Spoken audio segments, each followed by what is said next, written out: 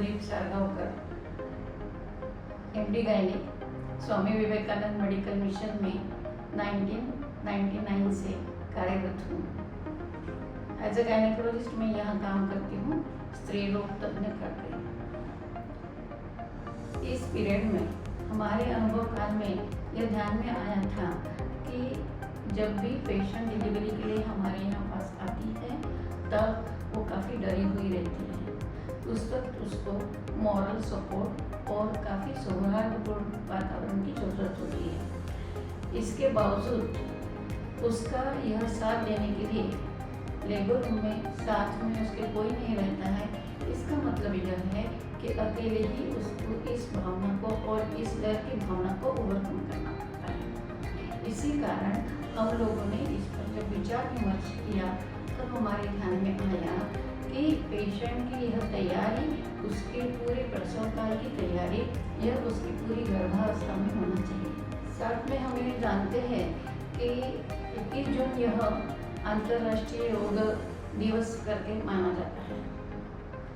जब हम लोगों ने इस पर्व पर विचार किया तो ध्यान में आया कि जब प्रेगनेंसी के दौरान या तो प्रसूति काल के दौरान पेशेंट को यदि इस तरह का कुछ टीचिंग दिया जाए तो शायद पेशेंट का यह बर्ताव बेहतर हो सकता है या तो उसके लिए वह काफ़ी सहायतापूर्ण रह सकता है।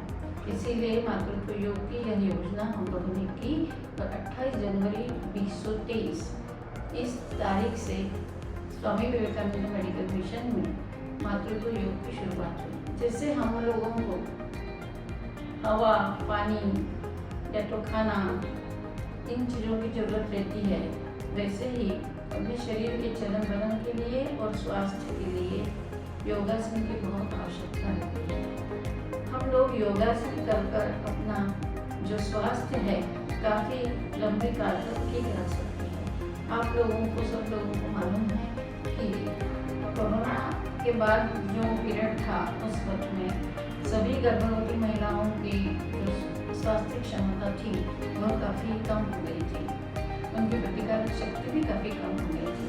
इसीलिए और बच्चों के ऊपर जो बुरा असर आने की संभावना थी उसको नज़र रखते हुए मातृत्व योग शिविर का प्रावधान MCH डिपार्टमेंट में किया गया है। 28 जनवरी 2023 को उसका उद्घाटन हुआ और तब से मातृत्व योग शिविर जो हमारे MCH डिपार्टमेंट का एक अविभाज्य अंग बन गया है। मातृत्व योग के मुख्य उद्देश्य है स्ट्रेस फ्री प्रेगनेंसी।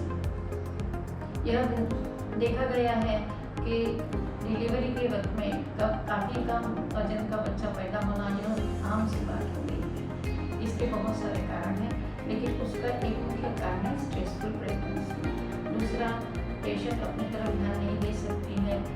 तीसरा यह है कि एक ही बच्चा हर एक को चाहिए है और वो बच्चा मानसिक, शारीरिक और आंतरिक रूप से बहुत स्वस्थ हो, ऐसी सबकी एक संभावना रहती है।